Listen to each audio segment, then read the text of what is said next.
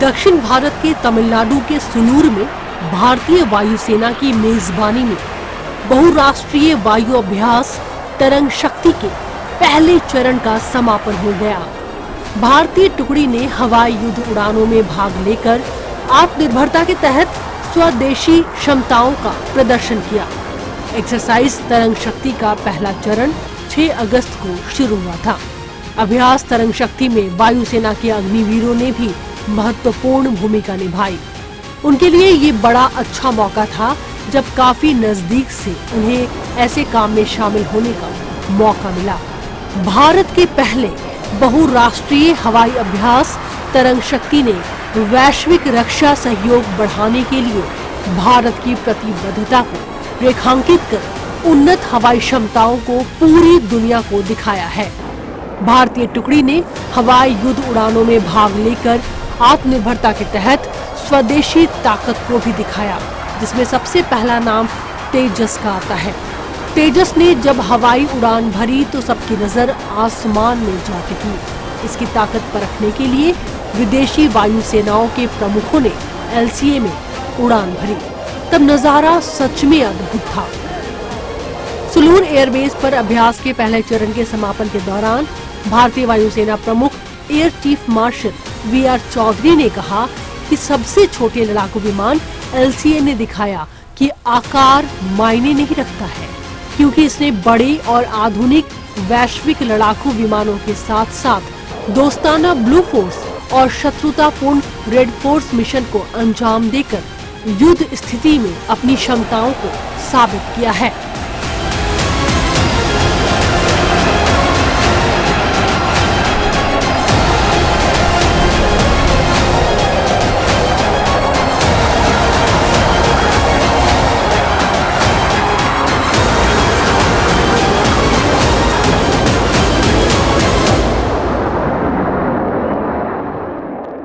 नमस्कार, आप देख रहे हैं सक्षम भारत। आपके साथ मैं हूं प्रांजलि सिंह और हम आपको इस समय लेकर के आए हैं सुलूर शहर कोयम्बटूर तमिलनाडु में, जहां पर भारतीय वायुसेना ने आयोजन किया एक्सरसाइज तरंग शक्ति का, जो कि 2 चरणों में हो रही है। आपकी जानकारी के लिए बता दें कि ये अब तक का भारतीय वायुसेना का सबसे बड़ा मल्टीनेशनल ज्वाइंट एक्सरसाइज है, जिसे कि वायुसेना ने होस्ट किया है। जो इसका दूसरा फेज है वो जोधपुर में होगा, लेकिन ये एक्सरसाइज अपने आप में यहाँ पर सुलूर में काफ़ी खास रही, क्योंकि कई देशों ने भाग लिया, जिसकी पूरी जानकारी आज आपको इस कार्यक्रम में हम देंगे। इसके साथ ही अगर भारतीय वायुसेना अगर इस एक्सरसाइज का आयोजन कर रही है तो इसके पीछे क्या उद्देश्य है, इस बात को भी समझना बेहद ज़रूरी है।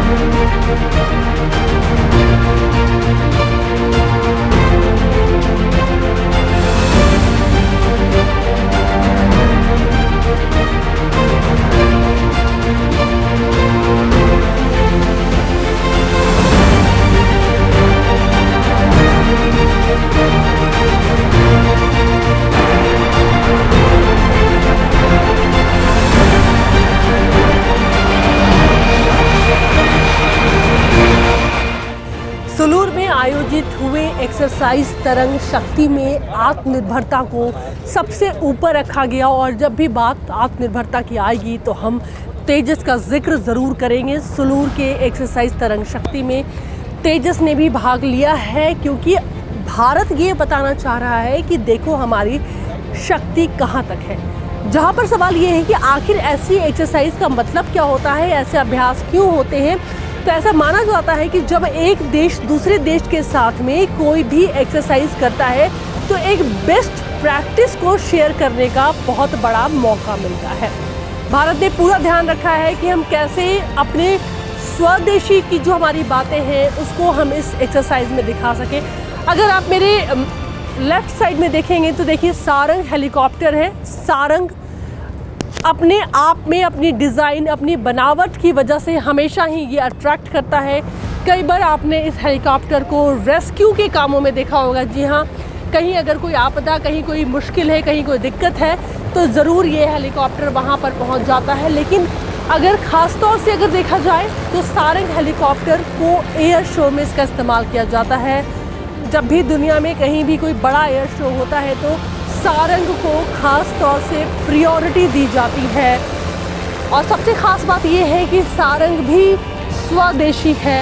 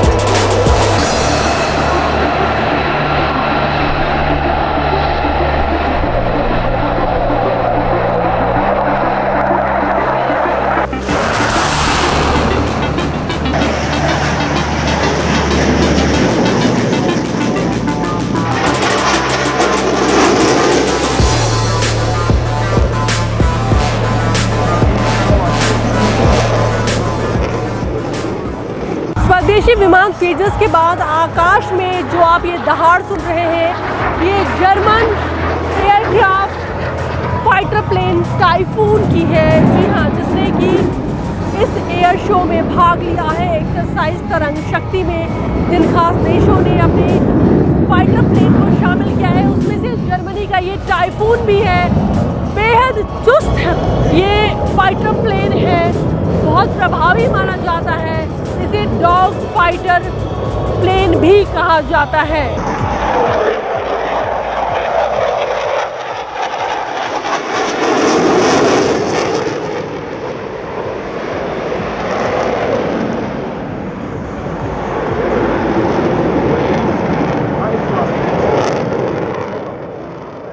क्यों खास है एक्सरसाइज तरंग शक्ति, बताने के लिए हमारे साथ में विंग कमांडर जयदीप इस समय जुड़ रहे हैं सुलूर से। सबसे पहले दिमाग में सवाल ये आ रहा है कि क्यों ऐसा कहा जा रहा है कि ये फर्स्ट टाइम है कि मल्टीनेशनल ऐसा पहला ज्वाइंट एक्सरसाइज जो है वो इंडियन एयरफोर्स कर रही है। क्या सचमुच इससे पहले हमने अब तक ऐसा नहीं किया था? नहीं, ये बात कहना सही नहीं होगा, बट ये कहना सही होगा कि आफ्टर 61 ईयर्स हम ये मल्टीलैटरल एक्सरसाइज कर रहे हैं इतने बड़े स्केल में, और ये 2 फेजेज़ में हो रहा है। फेज़ 1 सुलूर में और फेज़ 2 जोधपुर में। इंडिया सबसे ज़्यादा आत्मनिर्भर भारत पर जोर दे रहा है, तेजस को सबसे प्रायोरिटी में रखा गया है। सर, हमें आप ये समझाएंगे कि आत्मनिर्भर भारत इस एक्सरसाइज का उद्देश्य क्यों बना? देखिए, आत्मनिर्भरता के लिए मैं यही बोलूँगा कि हमारा जो तेजस है ये पार्ट ऑफ द एक्सरसाइज है, जो इसलिए यहाँ पे जो पार्टिसिपेट किया था। उसके अलावा Su-30 भी है, और as far as air force is concern हम पूरा सपोर्ट करते हैं आत्मनिर्भरता को in terms of from ground to upper echelons. जो हमारे डिसीजन मेकर्स हैं, आत्मनिर्भरता को पूरी तरह से सपोर्ट किया जा रहा है। सर, मेरा आखिरी सवाल आपसे ये है कि जिस तरीके से हमने देखा कि कई कंट्रीज इसमें भाग ले रही है, तो अगर मैं इसके उद्देश्य की बात करूं तो एक्सरसाइज तरंग शक्ति का क्या उद्देश्य आप देख रहे हैं? देखिए, ऐसी सब मल्टीलैटरल एक्सरसाइज में, और खासकर भारत का उद्देश्य, इंडियन एयरफोर्स का उद्देश्य ये है इंटरऑपरेबिलिटी, आपस में कैसे ऑपरेट करते हैं, mutual learning, of various things and to learn best practices from each other, be it maintenance practices or also required are cultural exchanges. So ये चारों उद्देश्य जो हैं ये इस एक्सरसाइज का पार्ट है, फेज़ 1 का पार्ट है और फेज़ 2 का भी पार्ट होगा। फेज़ 2 के बारे में सर अगर कुछ शॉर्ट में अगर इन्फॉर्मेशन आप देना चाहें। देखिए फेज़ 2 जोधपुर में शुरू होगा, 29 अगस्त से स्टार्ट हो रहा है वहाँ पे जोधपुर में, और total of 51 countries are participating जो एसेट्स और ऑब्जर्वर्स दोनों अपना लेके आ रहे हैं।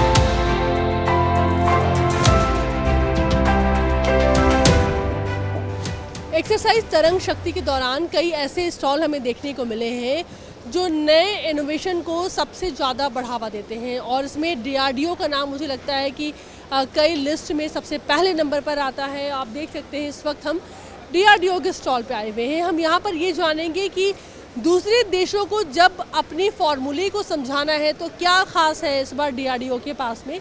हमारे साथ में इस वक्त डॉक्टर सदाकृष्ण वी साइंटिस्ट जुड़ रहे हैं, वो हमें समझाएंगे सर क्या खास है इस वक्त, क्योंकि बात दूसरे कंट्रीज़ की हो रही है, दूसरे देश से लोग इस वक्त इंडिया आए हुए हैं, तो वो ये जानना चाह रहे हैं कि हम ऐसी क्या चीज़ दिखा रहे हैं जो आत्मनिर्भर भारत की तरफ सबसे ज़्यादा बढ़ावा देता है।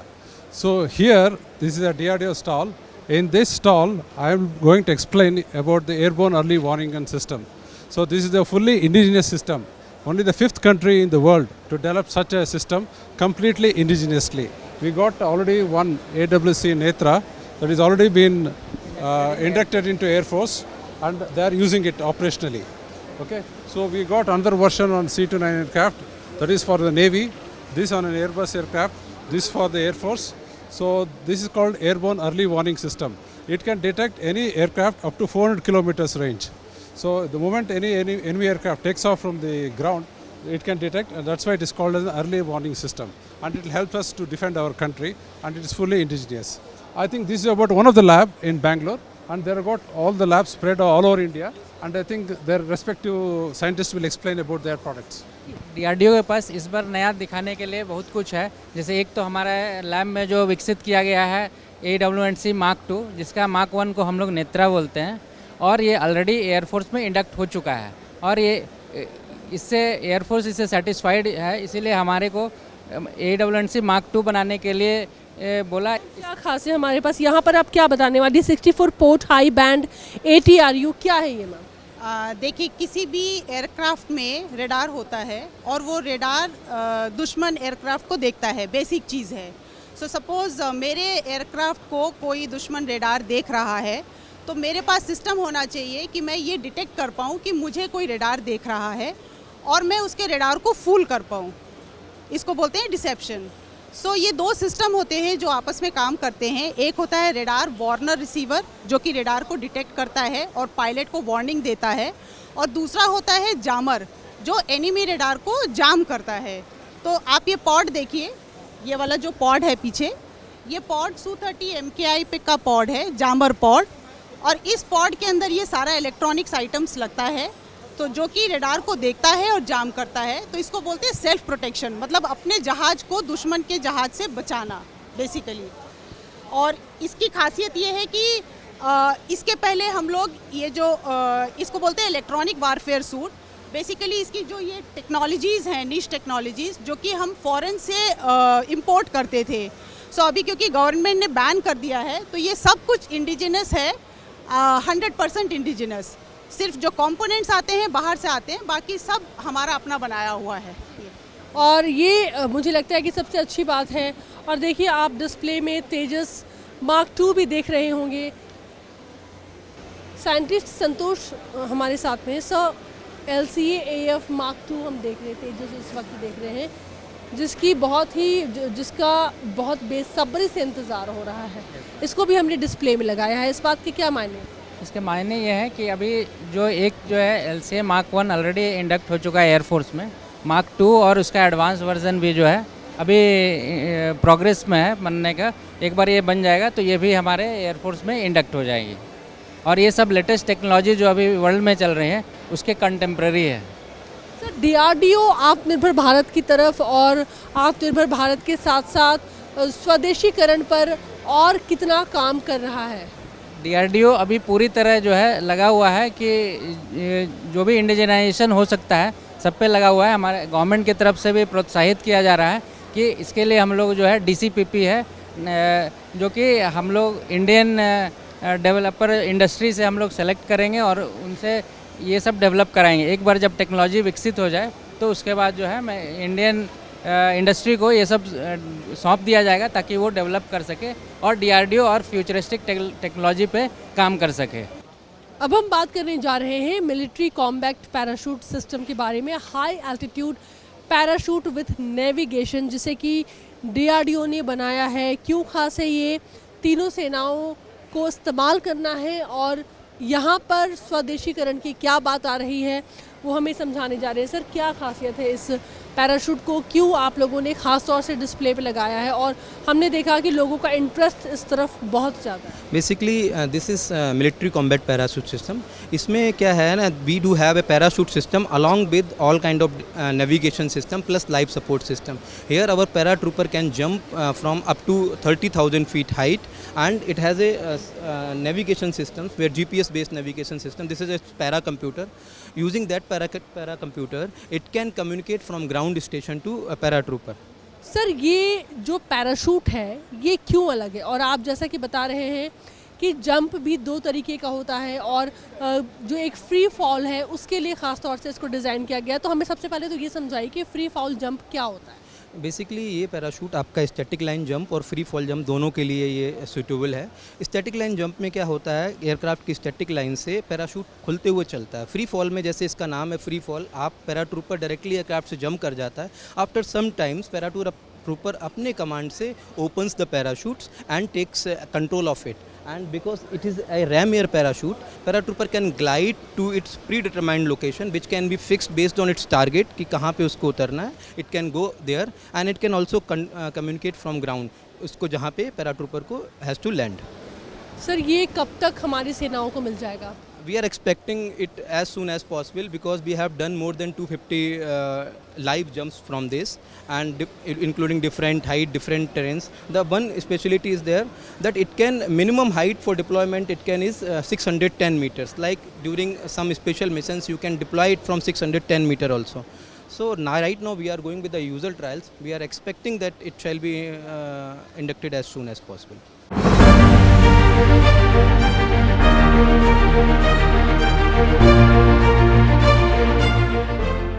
भारत डायनेमिक्स लिमिटेड, हम यहाँ पर समझने की अब कोशिश करेंगे कि क्या खासे हमारे साथ में इस वक्त जुड़ रहे हैं group captain retired Ajay Bansal ji. Ajay sir, स्वागत है आपका संसद टीवी पर। क्या खास है सर, भारत डायनेमिक्स लिमिटेड क्या बताने जा रही है इस एक्सरसाइज के ज़रिए? सर, हम दुनिया को क्या बताने जा रहे हैं? हाँ, नमस्कार। पहले तो मैं भारत डायनेमिक्स लिमिटेड के बारे में बताना चाहूँगा। भारत डायनेमिक्स लिमिटेड एक गवर्नमेंट की DPSU है, defence public sector unit, and ये हर तरह के हथियार बनाती है। हम अपनी नेवी के लिए भी हथियार बनाते हैं, आर्मी के लिए भी हथियार बनाते हैं और एयरफोर्स के लिए भी हथियार बनाते हैं। तो जैसा मैं आपको कुछ दिखाना चाहूँगा, ये हमारी लाइट वेट टॉर्पीडो है। सबसे बड़ी बात तो ये है कि कुछ साल पहले हम दूसरे देशों से टेक्नोलॉजी लेके और वो प्रोडक्शन करते थे। अभी क्या है, जो ड्रास्टिक चेंज है वो ये है कि मेक इन इंडिया के तहत हम जितनी भी ये वेपन्स हैं खुद ही डिज़ाइन करते हैं और खुद ही डेवलप करते हैं। सब कुछ हमारे देश के अंदर हो रहा है। ये लाइट वेट टॉर्पीडोज़ अपने देश में ही डिज़ाइन हुई हैं, डेवलप हुई हैं और हमारी नेवी इसको यूज़ कर रही है और इसके साथ साथ हम इसका एक्सपोर्ट भी कर रहे हैं। ये हेलिना, ये सबसे पहली स्वदेशी helicopter launched anti tank guided missile है। इससे पहले यहाँ पे कुछ हेलीकॉप्टर से लॉन्च होने वाली anti tank guided missile develop नहीं है, तो ये पहली बार है। ये फिर सेम मेक इन इंडिया के तहत खुद ही डिज़ाइन करते हैं, खुद ही डेवलप करते हैं और अपनी आर्म फोर्सेस में इसको फिर यूज़ करते हैं। एक उसी के तहत उसी दिशा में आगे बढ़ते हुए ये एक एंटी टैंक गाइडेड मिसाइल है। ये एक आधुनिक एंटी टैंक गाइडेड मिसाइल है। इसको हम अमोगा 3 थर्ड जनरेशन मिसाइल बोलते हैं। ये BDL खुद अपनी R&D अपनी जो रिसर्च एंड डेवलपमेंट विंग है उसी में ही इसको डिज़ाइन एंड डेवलप कर रहा है। एक मैं आपको बहुत आधुनिक और बहुत ही अच्छा हथियार बताऊंगा कि आपने सुना भी होगा कि आजकल जहाँ भी वार हो रहा है वहाँ पे ड्रोन यूज़ हो रहे हैं, ड्रोन डिलीवर्ड मिसाइल्स यूज़ हो रही हैं। तो अपनी सेना को आधुनिक बनाने के लिए हमने भी एक मिसाइल ये डेवलप की है। ये ULPGM UAV launched precision guided missile है जो कि ड्रोन से डिलीवर होती है। अगर आपको पता है कि दुश्मन 15-20 किलोमीटर आगे है तो आप ये ड्रोन भेज सकते हैं। दुश्मन को आइडेंटिफाई करेगा, मिसाइल लॉन्च करेगा और वहीं दुश्मन का सत्यानाश करेगा। तो इस एक्सरसाइज के जरिए जो आपने क्वेश्चन पूछा है कि आप इस एक्सरसाइज के ज़रिए क्या दिखाना चाहते हैं, हम इस एक्सरसाइज के ज़रिए ये दिखाना चाहते हैं कि अधिकतर हथियार जो हम यूज़ करते थे अब हम खुद अपनी स्वदेशी टेक्नोलॉजी से बना रहे हैं। तो जैसा उसी दिशा में बढ़ते हुए ये एक 100 है स्मार्ट एंटी एयरफील्ड वेपन। हाँ जी, ये जो मिसाइल है ये दुश्मनों के रनवे को बर्बाद करने के लिए है, डिस्ट्रॉय करने के लिए है। और अगर हमारा दुश्मन बंकर के अंदर छुपा हुआ होता है तो ये बंकर को भी ध्वस्त कर देता है। मेक इन इंडिया के तहत Astra air to air missile है। ये बहुत ही अच्छी, सक्सेसफुल और अपनी कैटेगरी में one of the best missile हम इसको कह सकते हैं। One of the best missile है। इसकी रेंज बहुत ज़्यादा है, 110 किलोमीटर तक है। इसकी स्पीड बहुत ज़्यादा है, 4.5 माक है। और ये हमारे Su-30 में इंटीग्रेट हो चुकी है, हम यूज़ कर रहे हैं। और हमारे और स्वदेशी प्लेटफॉर्म हैं तेजस, उसमें हम इसको इंटीग्रेट कर रहे हैं। MiG-29 एयरक्राफ्ट है उसमें इंटीग्रेट कर रहे हैं। तो ये भी एक बहुत अच्छी मिसाइल है।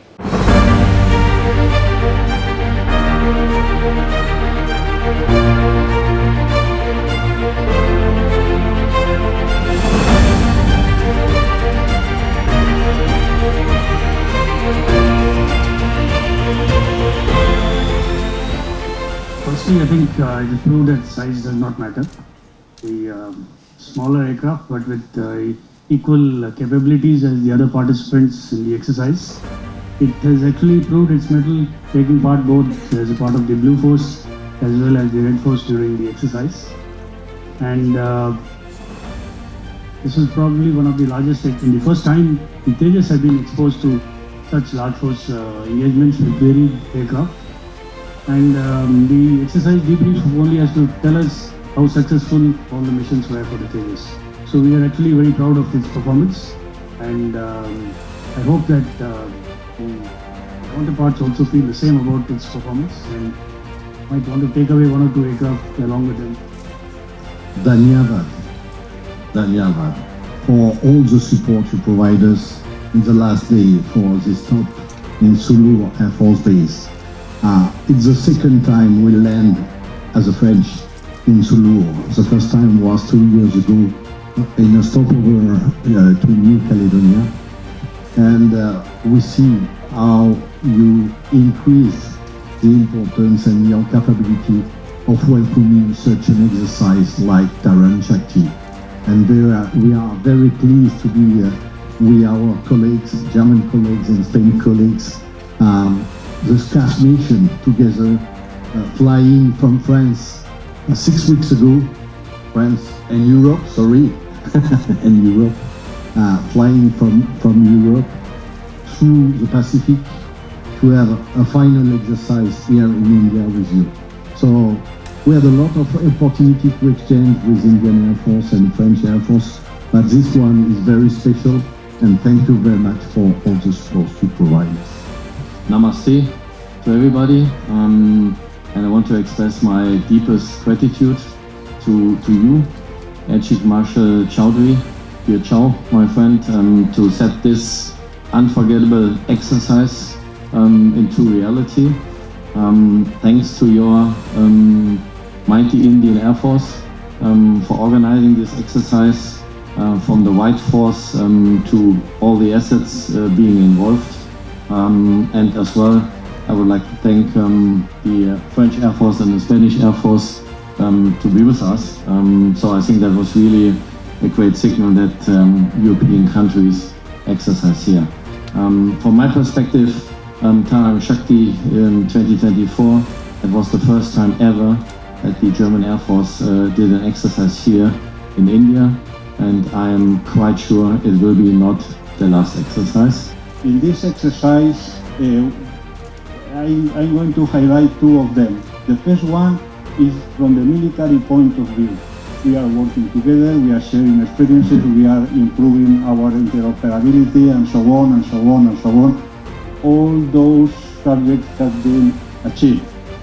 And the second object we have, and I'm addressing directly to the media people, you also have one responsibility to our citizens.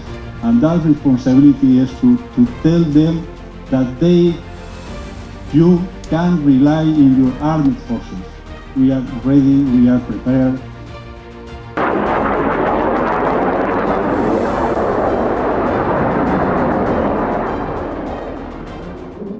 Exercise तरंग शक्ति में भारत, फ्रांस, जर्मनी, ब्रिटेन और स्पेन की वायुसेनाओं के Rafale, typhoon, Su-30, LCA, A400 सैन्य परिवहन विमान और Airbus A330 multi role tanker परिवहन विमानों ने अद्भुत क्षमता दिखाई है।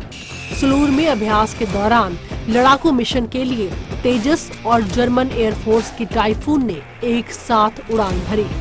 हिंद महासागर क्षेत्र में प्रभाव बढ़ाने के लिए भारतीय लड़ाकू विमान सुखोई 30 ने राफेल की जोड़ी का नेतृत्व किया। अभ्यास तरंग शक्ति का दूसरा और अंतिम चरण 29 अगस्त से 14 सितंबर तक राजस्थान के जोधपुर में होगा।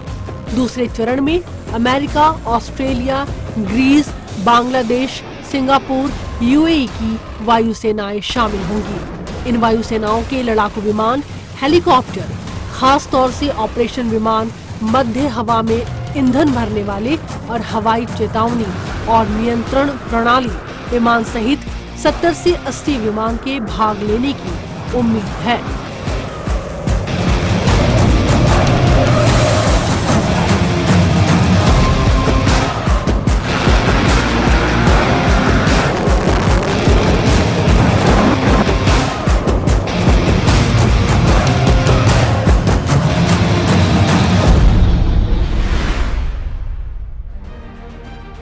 निश्चित तौर से बेहद खास है एक्सरसाइज तरंग शक्ति। अगर इस एक्सरसाइज के ऑब्जेक्टिव की हम बारे में बात करें तो इसका मकसद है मित्र देशों के साथ अपने संबंधों को और प्रगाढ़ बनाना और मजबूत बनाना, ताकि हम एक दूसरे की टैक्टिक्स को, तकनीकों को सीख सकें। और ऐसी एक्सरसाइज, ऐसी मल्टीनेशनल एक्सरसाइज कई मायनों में किसी भी आपात स्थिति में एक देश से दूसरे देश को काफ़ी काम आती है। फेज़ 1 की बात करें तो निश्चित तौर से सबकी नज़र थी जर्मनी के टाइफून पर, वहीं फेज़ 2 में सबकी नज़र होगी US पर। कुल मिलाकर के बेहद खास है एक्सरसाइज तरंग शक्ति। कैमरा पर्सन रतुल के साथ प्रांजलि सिंह, सुलूर, कोयम्बटूर, तमिलनाडु से संसद टीवी के लिए।